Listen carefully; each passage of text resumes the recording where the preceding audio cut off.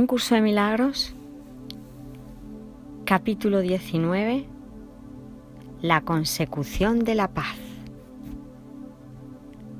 2. El pecado en contraposición al error. 1. Es esencial que no se confunda el error con el pecado, ya que esta distinción es lo que hace que la salvación sea posible, pues el error puede ser corregido y lo torcido enderezado, pero el pecado, de ser posible, sería irreversible. La creencia en el pecado está necesariamente basada en la firme convicción de que son las mentes y no los cuerpos las que atacan. Y así, la mente es culpable y lo será siempre, a menos que una mente que no sea parte de ella pueda darle la absolución. El pecado exige castigo, del mismo modo en que el error exige corrección. Y la creencia de que el castigo es corrección es claramente una locura. 2. El pecado no es un error, pues el pecado comporta una arrogancia que la idea del error no posee. Pecar supondría violar la realidad y lograrlo. El pecado es la proclamación de que el ataque es real y de que la culpabilidad está justificada. Da por sentado que el Hijo de Dios es culpable y que, por lo tanto, ha conseguido perder su inocencia y también convertirse a sí mismo en algo que Dios no creó.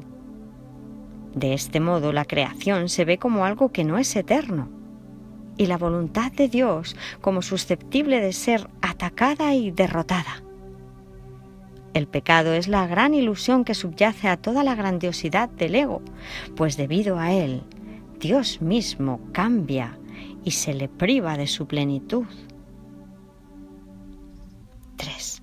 El Hijo de Dios puede estar equivocado, engañarse a sí mismo e incluso usar el poder de su mente contra sí mismo, pero no puede pecar.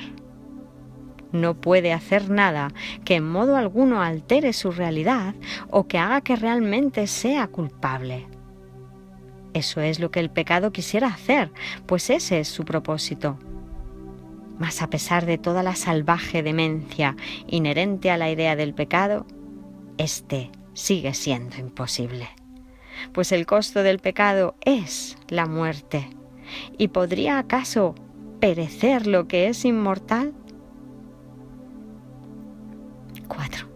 Uno de los principales dogmas de la descabellada religión del ego es que el pecado no es un error, sino la verdad, y que la inocencia es la que pretende engañarnos. La pureza se considera arrogancia, y la aceptación de nuestro ser como algo pecaminoso se percibe como santidad. Y es esta doctrina la que sustituye a la realidad del Hijo de Dios tal como su Padre lo creó y tal como dispuso que fuese para siempre. ¿Es esto humildad? ¿O es más bien un intento de desgajar a la creación de la verdad y de mantenerla aparte? 5. El ego siempre considerará injustificable cualquier intento de reinterpretar el pecado como un error. La idea del pecado es absolutamente sacrosanta en su sistema de pensamiento y solo puede abordarse con respeto y temor reverente.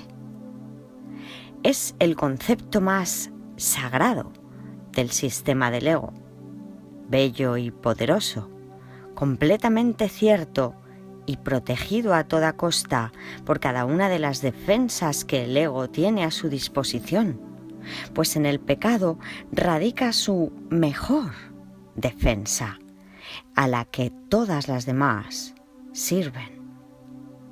El pecado es su armadura, su protección y el propósito fundamental de la relación especial, tal como el ego la interpreta. 6. Puede ciertamente afirmarse que el ego edificó su mundo sobre el pecado. Únicamente en un mundo así podría todo ser a la inversa. Esta es la extraña ilusión que hace que las nubes de la culpabilidad parezcan densas e impenetrables. La solidez que los cimientos de este mundo parecen tener descansa en ello, pues el pecado ha hecho que la creación, de ser una idea de Dios, pase a ser un ideal del ego. Un mundo que Él rige, compuesto de cuerpos inconscientes y capaces de caer presa de la corrupción y decadencia más absolutas. Si esto es un error, la verdad puede deshacerlo fácilmente, pues todo error puede ser corregido solo con que se le permita a la verdad juzgarlo. Pero si al error se le otorga el rango de verdad, ¿ante qué se podría llevar? La santidad del pecado se mantiene intacta debido únicamente a este extraño mecanismo. En cuanto que verdad, el pecado es inviolable y todo se lleva ante él para ser juzgado. Mas si es un error, es él el que tiene que ser llevado ante la verdad. Es imposible tener fe en el pecado, pues el pecado es falta de fe. Mas es posible tener fe en el hecho de que cualquier error puede ser corregido. 7. No hay un solo baluarte en toda la ciudadela fortificada del ego más celosamente defendido que la idea de que el pecado es real y de que es la expresión natural de lo que el Hijo de Dios ha hecho de sí mismo y de lo que es. Para el ego, eso no es un error, pues esa es su realidad, la verdad de la que nunca se podrá escapar. Ese es su pasado, su presente y su futuro, pues de alguna manera se las ha arreglado para corromper a su padre y hacerle cambiar de parecer por completo. Llora, pues, la muerte de Dios, a quien el pecado asesinó. Este sería el deseo del ego, que en su demencia cree haberlo logrado. 8. ¿No preferirías que todo esto no fuese más que una equivocación completamente corregible y de la que fuese tan fácil escapar que rectificarla totalmente sería tan sencillo como atravesar la neblina y llegar hasta el sol?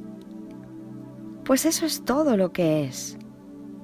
Quizá te sientas tentado a coincidir con el ego en que es mucho mejor ser pecador que estar equivocado. Mas piensa detenidamente antes de permitirte a ti mismo tomar esta decisión. No la tomes a la ligera, pues es la elección entre el cielo y el infierno. ¡Feliz día, caminantes!